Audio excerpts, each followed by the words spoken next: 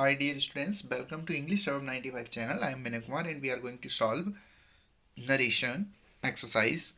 ये बहुत ही important exercise है और आज हम देखने वाले हैं कि जो डायरेक्ट इनडायरेक्ट होते हैं आपके उन्हें किस तरीके से सॉल्व किया जाता है। आप लोगों ने बेसिक रूल्स सभी ने पढ़े होंगे और उसके बाद जो प्रैक्टिस होती है वो मस्ट हुआ करती है। अगर किसी भी एग्जाम में हमें सिलेक्शन पाना है तो जिस तरीके के क्वेश्चंस आपको यहाँ पे मिलने वाले हैं वो बहुत ही ज़्यादा इंपॉर्टेंट क्वेश्चंस हैं और सभी प्रकार के होंगे। ध्यान से देखते रहिएगा अच्छे से समझने के लिए। पहला सेंटेंस है, देखिए, he said to me what are you doing. इसको हमें बदलना है इनडायरेक्ट में, तो यहाँ पर इनडायरेक्ट के लिए दे रखा है 4 सेंटेंसेस को और हमें करेक्ट सेंटेंस जो है वो फाइंड आउट करना है। तो देखिए किस तरीके से होगा। ही सेड टू मी, तो सेड टू को वैसे तो हम टोल्ड में बदलते हैं बेसिकली, लेकिन यहाँ पर आस्क्ड, तो सेड टू जो है फर्स्ट वाला सेड टू आस्क्ड में या सेड टू का सेड टू ही रहेगा। तो देख लीजिए क्या होगा। वैसे तो सेट टू का सेट टू रहता है नहीं, है ना, ये टोल्ड में बदल दिया करते हैं आप बेसिक रूल्स के हिसाब से। लेकिन जो आस्क्ड होता है ना, जब कुछ नहीं समझ आता है तो वहाँ पे आपको लगाना होता है कि किस जगह पर आप आस्क्ड लगाएंगे, सेट टू लगाएंगे या टोल्ड लगाएंगे। क्या कुछ नहीं समझ आया ना, तो आस्क्ड ही ज़्यादा बेटर रहता है और इसको हम लगा सकते हैं। तो ये 2 में लगा हुआ है, ठीक है, देख पा रहे हैं जैसा कि आप सी और डी। अब इसमें से देख लेते हैं कौन सा करेक्ट आंसर होगा हमारा। तो ही asked me what he was doing, अभी ऊपर वाला है आर, तो आर को वॉज में बदलना है और दोनों में ही वॉज दे रखा है। तो आगे देखते हैं, आई ही, तो ये जो ही है यू को अकॉर्डिंग टू किसके अकॉर्डिंग बदला जाएगा हमारा, यू जो है वो बदलेगा हमारा इस मी के according, because second person change according to the object और ऑब्जेक्ट क्या दिया गया, मी। तो यहाँ पर ही तो नहीं हो सकता ना, और केवल 2 में ही आज दिया है, ठीक है, और सेट टू का सेट टू रह नहीं सकता। तो ये वाले तो हमारे कट गए, ये नहीं हो सकता। ये इसलिए नहीं हो सकता बिकॉज यहाँ पर क्या दे रखा है, ही दे रखा है। तो ये तीनों के तीनों कट गए और हम करेक्ट आंसर तक पहुंच चुके हैं। He asked me what I was doing and this is the correct answer of this question. Next देखते हैं क्वेश्चन नंबर 2। इसमें change the following into an indirect statement and indicate the correct one. He said comma inverted comma begin I came here yesterday. तो इसमें जो बदलने वाली चीज़ें हैं वो इन्वर्ट कॉमा हटाकर दैट लगा करता है। First person according to subject change हुआ करता है, ठीक है ना। केम कम का वैसे गो भी हो जाता है और कम भी बना रहता है, सिचुएशन पे डिपेंड किया करता है। हियर का क्या हो जाता है, देयर, और यस्टरडे का क्या हो जाया करता है, द प्रीवियस डे। और द प्रीवियस डे चारों के चारों सेंटेंस में हमें दे रखा है, देख पा रहे हैं, नहीं केवल 3 में दिया है। तो ये यस्टरडे का यस्टरडे जो है उसे तो पहले ही हटा दो, ठीक है ना, ये वाला तो हो नहीं सकता। तो ये हमारा जो है वो कट गया। नेक्स्ट देखते हैं हम, ही सेड, फर्स्ट वाला देखते हैं यहाँ पे। He said that he went there, तो देखो हेयर का देयर ठीक है, द प्रीवियस डे ये भी ठीक है, और आई अकॉर्डिंग टू सब्जेक्ट ही ये भी ठीक है। तो क्या ये सही हो सकता है। ही सेड केम, तो ये यहाँ से गलत हो गया, कहाँ से, केम सेकंड फॉर्म लगी हुई है और यहाँ पर क्या लगा हुआ है, सेकंड फॉर्म लगी हुई है। अब ये तो सिमिलर रहे ना दोनों। अभी हमें ये पता है जब भी हम टेंस चेंज किया करते हैं तो पास्ट इंडेफिनिट को किस में बदल देते हैं, पास्ट परफेक्ट में बदल दिया करते हैं। तो यहाँ पर ये तो नहीं हो सकता, ठीक है। तो कौन सा पहले हटा दिया था हम लोगों ने, यस्टरडे की वजह से इससे हटा दिया था। अब हमने इसको भी हटा दिया बिकॉज यहाँ पर भी सेकंड फॉर्म है और यहाँ पर भी सेकंड फॉर्म है, ऐसा हो नहीं सकता।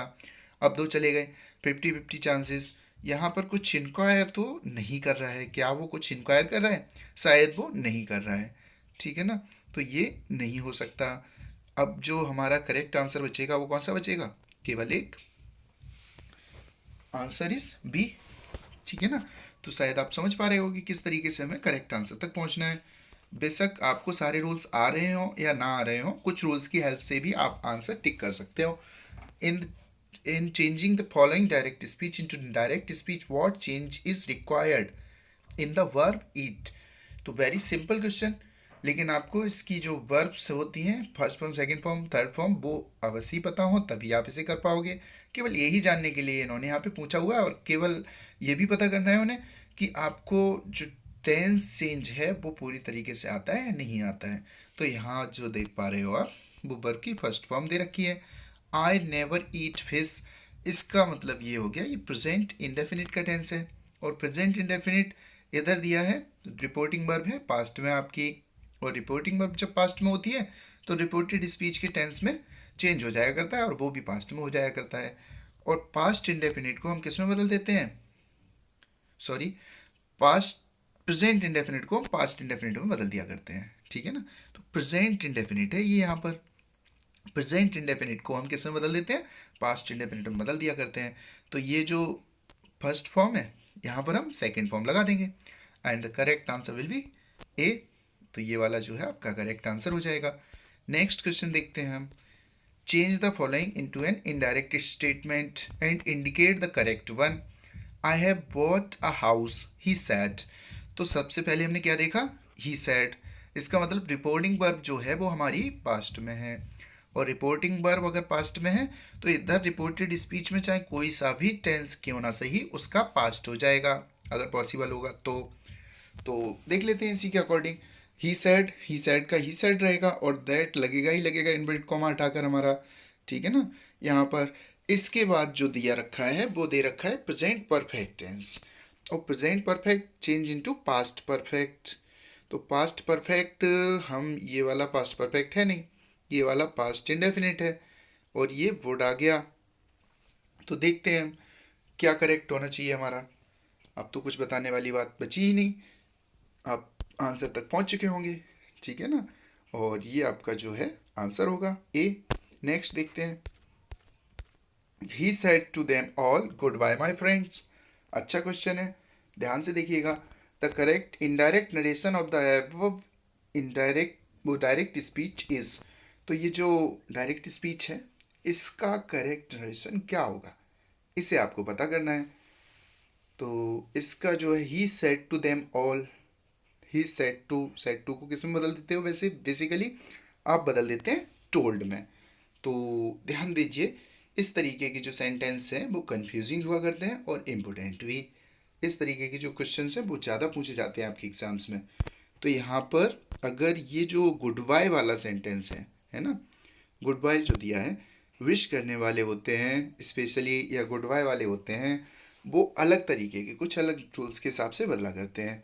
तो यहाँ पर क्या किया उसने, सेड टू नहीं हो सकता, ठीक है, इसे काट दो। सजेस्टेड, कुछ सजेस्ट तो कर नहीं रहा है, वो सुझाव तो नहीं दे रहा है ना, कुछ भी नहीं हो सकता। इसे टोल्ड में नहीं बदलते, इसे बदलते हैं वेड में। He bade good bye to all his friends, ये वाला जो होगा आपका वो करेक्ट आंसर होगा। और इसका आंसर जो हो गया आपका वो हो गया A. That's correct. Hope you are getting up. Next, point out the correct indirect form of the mother said don't go out in rain. इसमें से आपको करेक्ट सेंटेंस जो है वो फाइंड आउट करना है। तो अच्छा क्वेश्चन है, ये भी बहुत अच्छा है, देखिए ध्यान से। The mother said don't go out in rain. तो इसमें मदर जो है वो किससे कह रही है, बच्चे से, है ना। तो बच्चे से अगर माँ कहेगी तो क्या वो रिक्वेस्ट करेगी, आपको लगता है कि माँ अपने बच्चे से रिक्वेस्ट करेगी, शायद बिल्कुल नहीं। तो ये वाला तो किसी भी हालत में हो नहीं सकता है, ठीक है। प्लीड, ये तो याचना तो कभी कर ही नहीं सकती है, और सुझाव भी नहीं देगी, वैसे तो ऑर्डर देगी। और ज़्यादातर माँ जो है वो ज़्यादातर चीज़ों के लिए मना किया करती हैं। तो यहाँ पर भी वो जो माँ है वो क्या करेगी, मना करेगी। तो एक बचा, ये तो सभी कट ही चुके हैं। Then we are getting the right answer here, और जो राइट आंसर है आपका वो डी होगा।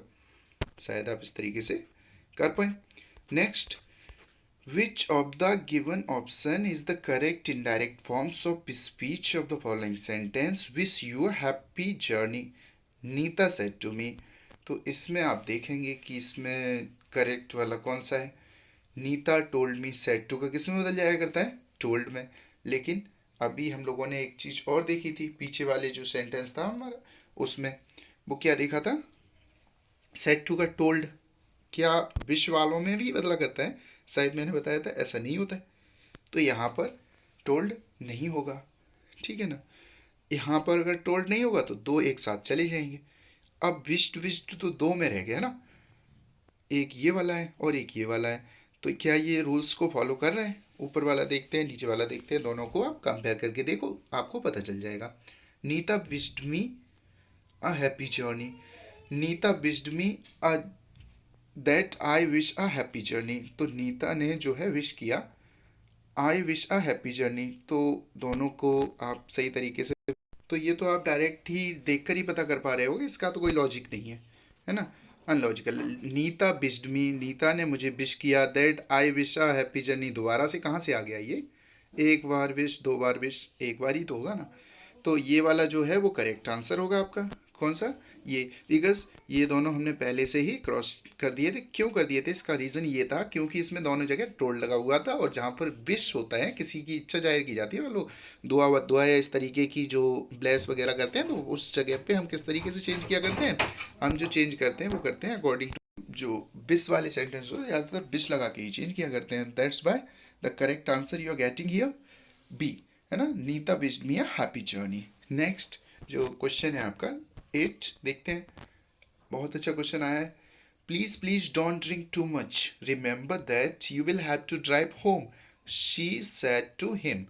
तो ये वाला जो है प्लीज प्लीज, है ना, दो बार कह रहे हैं, तो काफ़ी स्ट्रांगली, काफ़ी ज़्यादा रिक्वेस्ट की जा रही है, ज़रूरत से ज़्यादा रिक्वेस्ट की जा रही है। और जब बहुत ही ज़्यादा रिक्वेस्ट की जाती है तो आप जानते हो कि जो प्रार्थना है उसे 3 तरीके से किया जाता है। एक तो इंग्लिश में हम कहा करते हैं request, that is general way. Next होता है हमारा इम्प्लोर, विनती करना। और अगला होता है हमारा प्लीड, ठीक है ना, वो याचना करना। और सबसे जो डायरेक्ट रिक्वेस्ट हुआ करती है वो कौन सी होती है, हमारी बेग्ड। तो ये 3-4 तरीके होते हैं हमारे।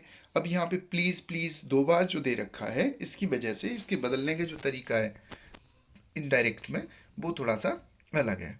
कैसे है देखिएगा, देख पा रहे हैं यहाँ पे हम, पहला वाला जो है फॉरवर्ड, इसका तो कोई खास मतलब बनता है नहीं। फॉरवर्ड मना किया, प्लीज़ डोंट, तो प्लीज़ लगाकर कोई फॉरवर्ड तो नहीं करेगा, फॉरवर्ड तो डायरेक्ट किया जाता है, इतना समझ लीजिए। नेक्स्ट आ गया आपका begged, she begged him not to drink too much, reminding him that he would have to drive home. ठीक है, तो ये जब बहुत ज़्यादा सीरियसली किसी से रिक्वेस्ट की जाती है इस तरीके से प्लीज़ प्लीज़ करके, तो वहाँ पर हम क्या किया करते हैं, इस तरीके से प्रार्थना किया करते हैं, जैसे कि मान लो ज़बरदस्ती उसके साथ कर रहे हैं, तुम मान जाओ, किसी भी तरीके से रहने दो, कैसे भी तो छोड़ दो। अभी क्या है कि उसे ऑर्डर तो दे नहीं सकते हो, लेकिन प्रार्थना ही कर रहे हो, और बहुत ज़्यादा जोर डालकर जब प्रार्थना की जाती है इन दैट वेरी वे, हम क्या है, वेग्ड लगाया करते हैं। ठीक है, तो ये आगे देखते हैं क्या ये सेंटेंस करेक्ट है। अगर केवल बैक लगाने से ही थोड़ा ही सही हो जाएगा, हमें तो इसके साथ साथ और भी कुछ देखना है ना। अगर पूरा कुछ सही होगा तभी हम इसको सही मानेंगे, अदरवाइज अधूरा तो हम सही कर नहीं सकते हैं। तो देखो, इसका जो करेक्ट आंसर होगा वो हमारा कौन सा होना चाहिए, वो हमारा होना चाहिए she begged him not to drink too much, reminding him that he would have to drive home. केवल इतने से हमें अंदाज़ा लग पाया है अभी बेग्ड वाले से। अब बेग्ड वाले से मुझे अंदाज़ा किस तरीके से लग रहा है वो हम देखते हैं कैसे लग रहा है, क्योंकि अगर आगे देखते हैं ये रिक्वेस्ट लगा हुआ है, ठीक है ना, रिक्वेस्ट जनरली होता है, फॉरवर्ड हो नहीं सकता, सेड टू हो नहीं सकता, तो केवल इसी चीज़ से पकड़ा जा सकता है। ठीक है, कि इसका जो करेक्ट आंसर होगा वो क्या होगा, बी होगा। और आगे का देख लो, him not to drink too much, reminding him, है ना, यहाँ पे चेंज हो गया, that he would have to drive home, he would have to drive home. तो ये जो विल है उसको हम किस में बदल दिया करते हैं, वुड में, तो उसका जो है वुड हो गया है, and that is the correct answer. Hope you are getting up. Next देखते हैं, change the narration of the sentence. You say I cut the finger, you say I cut the finger, तो इसे देखते हैं। You से, अभी क्या है कि बहुत ही इजी क्वेश्चन है, इसको थोड़ा ध्यान में रख के करें, अगर आप अलर्ट रहेंगे तो आपके आंसर सही रहेंगे। से जो है आप देख पा रहे हो, से है, इसका मतलब ये हो गया है, यहाँ पर भी से है, ठीक है ना, तो इसका मतलब ये हो गया प्रेजेंट में। और रिपोर्टिंग वर्ब जब प्रेजेंट या फ्यूचर में होती है, हमारी रिपोर्टिंग वर्ब ये वाली जो इन्वर्ट कॉमा के बाहर लिखा रहता है, रिपोर्टिंग वर्ब अगर हमारी प्रेजेंट या फ्यूचर में हुआ करती है तो रिपोर्टेड स्पीच के टेंस में कोई चेंज नहीं करते हैं। ये वाले है हमारी रिपोर्टेड स्पीच, और ये है हमारी रिपोर्टिंग वर्ब। तो जब हमारी रिपोर्टिंग वर्ब प्रेजेंट या फ्यूचर में होती है तो रिपोर्टेड स्पीच के टेंस में ओनली कोई चेंज नहीं किया करते हैं, वो वैसा ही रहता है, पर्सन्स वगैरह चेंज हो जाते हैं। तो यू से का यू से तो रहेगा ही रहेगा, तो ये सैड वाले तो कट जाएंगे, इसका तो कोई मतलब नहीं बनता, अनलॉजिकल। ठीक है, क्योंकि ये प्रेजेंट में है तो पास्ट तो नहीं हो सकता किसी भी हालत में, ये तो प्रेजेंट ही रहेगा। अब आगे देखते हैं, इनवर्ट कॉमा हटाकर दैट लगाते हैं तो दोनों जगह दैट लगा हुआ है आपका, यहाँ पर भी दैट लगा हुआ है और यहाँ पर भी दैट लगा हुआ है। आगे देखते हैं, first person according to subject, ये वाला जो है आपका दे रखा है फर्स्ट पर्सन। ठीक है, और फर्स्ट पर्सन आई भी हुआ करता है, और आई भी जो चेंज होता है वो किसके अकॉर्डिंग होता है, सब्जेक्ट के अकॉर्डिंग, और सब्जेक्ट क्या दे रखा है, यू दे रखा है। ठीक है ना, तो यहाँ पर भी क्या आना चाहिए, यू आना चाहिए, तो ये वाला जो है आपका यू है, और यहाँ पर क्या है, आई है, सेम रखा हुआ है, तो सेम तो नहीं हो सकता ना, इसीलिए इसका जो करेक्ट आंसर होगा वो क्या हो जाएगा हमारा, A. The correct answer will be A. Next है आपका क्वेश्चन नंबर 10, देखते हैं। Find out the correct narration of the following direct speech. I know this area because I use to live here, he informed, he informed. ठीक है ना, तो ही informed का ही informed रहता है, उसका तो कुछ चेंज होने वाला है नहीं, तो यहाँ पर ही इन्फॉर्म्ड इन्वर्ट कोमा हटाकर दैट लगा दिया, ये सभी जगह सही है। आगे देखते हैं हम पर्सन, तो पर्सन ये जो है चारों जगह वो भी सही है। आगे देखते हैं, आई नो, ये किसमें, प्रेजेंट इंडेफिनिट टेंस है ना, तो इसका जो है क्या हो गया है, सब सेम है, आप देख पा रहे हो, न्यू न्यू न्यू दैट, है ना, दैट एरिया, तो इसका जो दिस का दैट हो जाता है, और चारों ही जगह यहाँ तक हमें पकड़ नहीं आ रहा है कि इसका जो करेक्ट आंसर होने वाला है वो क्या है, बिकॉज अब यहाँ से जो बदलेगा, बिकॉज यहाँ पर क्या दिया है, because I use to live there, तो आई जो है वो क्या है, फर्स्ट पर्सन, और first person according to the subject, ये जो है first person according to the subject. अभी अगर हम देखें तो चारों ही जगह पर हमें क्या देखने को मिल रहा है, ही देखने को मिल रहा है। ठीक है, तो यूज टू लिव देयर, अब जो है थोड़ा सा कंफ्यूजन है इस सेंटेंस में, लेकिन कंफ्यूजन क्रिएट आपको नहीं करना है, आगे बढ़ते चले जाना है एक एक रूल देखकर। ठीक है, सारे रूल्स अप्लाई करके देखते चले जाइए, जब आप प्रैक्टिस करने लगोगे तो ये सारी चीज़ें आपके लिए नॉर्मल हो जाएंगी, एक नज़र डालने पर ही आपको पता चल जाएगा कि मिस्टेक कहाँ पर है, जब तक आप प्रैक्टिस नहीं करते हो तब तक प्रॉब्लम बनी हुई है। नेक्स्ट, आगे जो रूल है हमारा वो देखना शुरू करते हैं हम। He had, no problem, had का तो कुछ करना ही नहीं है हम लोगों को, क्योंकि यूज टू लगा है, यहाँ पर भी क्या लगा है, हैड लगा है, और यहाँ पर क्या लगा है, लिव लगा है, तो ये जो है यहाँ पर हमारी प्रॉब्लम आके शॉर्ट आउट हुआ करती है। यूज टू को किसी में नहीं बदलते हैं, यूज टू का यूज टू ही रहा करता है, लिव हियर का लिव देयर हो जाएगा, तो यहाँ पर सभी जगह देयर ही रखा है, केवल एक ही प्रॉब्लम है, और वो क्या है, ये जो मॉडल है ना, आपका जो मॉडल है, मॉडल ऑक्सिलरी, या फिर ये जो यूज टू है, इस वर्ड में प्रॉब्लम है, इसको सेम रखना होगा, ये हैड भी नहीं लगाना है कहीं पे भी, और वर्ब की सेकंड फॉर्म भी नहीं लगानी है, then the correct answer will be A, है ना। तो इस तरीके से शायद आप समझ पाए होंगे, hope you are getting a lot with us. अगर आप अच्छा लग रहा है आपको वीडियो तो प्लीज़ लाइक करिए एंड सब्सक्राइब करिए हमारे चैनल को। Thank you, have a nice time.